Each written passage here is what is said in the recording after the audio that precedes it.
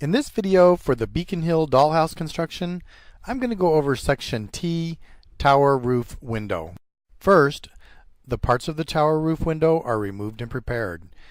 This window is similar to the dormer roof windows, and I chose to pre-assemble the subparts as instructed before priming and painting with semi-gloss white.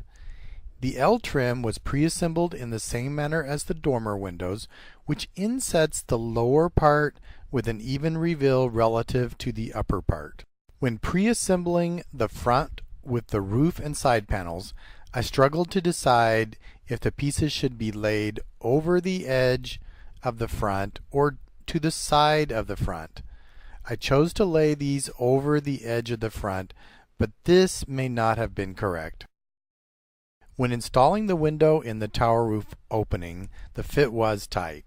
I had to force the window into the opening to get this to sit in a relatively square position. So now I would suggest laying the side panels to the side of the front piece. The curved trim with the point and the L trim pieces were then installed. The gallery glass bevel treatment was applied to the diamond portions of the round plastic window pane in the same manner as the other windows. I finished by painting the roof panels of the tower window with the same gray paint as the other dormer windows. Looking back on it, I should have actually painted the roof panels before the installation. Thanks for watching.